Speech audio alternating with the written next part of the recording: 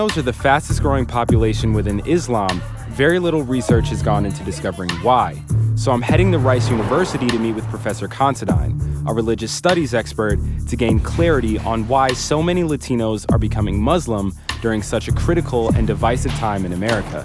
Why is it that Latinos are seeking out Islam? Does it have anything to do with the common experience between Muslims and Latinos in this country? Absolutely. Especially after the election in 2016, where a lot of these people felt purged. When Mexico sends its people, they're not sending their best. They're sending people that have lots of problems, and they're bringing those problems with us. They're bringing drugs, they're bringing crime, they're rapists. A lot of Latinos are recognizing that not being white in this country comes with certain barriers. Latinos might also be thinking, Muslims generally speaking, they face similar obstacles with all the racism and the xenophobia happening from the top of the government. This is a 5-year ban. To an everyday existence on the street. Who knows what they're gonna bring into this country? We're gonna bombs, ISIS, what? They need to go. I think a lot of people are seeing Islam and the Islamic tradition in general as being more tolerant of race. People have to recognize, one of the most racially diverse religions in the world is Islam. We stand in opposition to their opposition. Allah.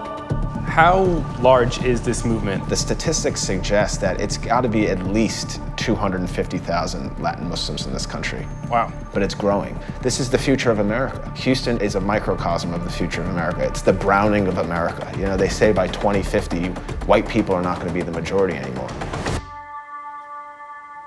34% of the American Catholic population is Latino, mainly immigrants, and many of those converting to Islam are coming out of this community. So I sat down with a group of members from St. Cyril's Catholic Church in Houston to get their thoughts on the Latino Christian move to embrace Islam. What has been your experience with the number of converts moving from Catholicism to Islam within the Latino community?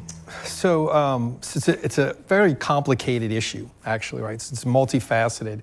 But there's also a concerted effort by the Muslim community to reach out to the Latino communities. I think it's no secret, especially in the climate that we have now, and this has been an issue for years with immigration, especially when you look at the disenfranchisement of peoples, right? And that's what we're seeing in the immigration standpoint. And they turn to something. And of course, I think the Islamic community, something that I think that they target and they look for. Thank you, my dear. Look at the rise of Islam within Arab or parts of the Middle East. Where do you see its greatest growth? Is the same place you see its greatest extremism. But you do feel as though they may placate to this demographic or have a... I do. I think it's a concerted effort. I do. But I'm worried. Really? I'm worried. Absolutely, I'm worried. I'm worried from an anthropological standpoint. Islamic culture is extremely different. We see what's happening in Europe. We see what's happening in England. How do you think they'll be received by the larger American community? Skepticism, I would say.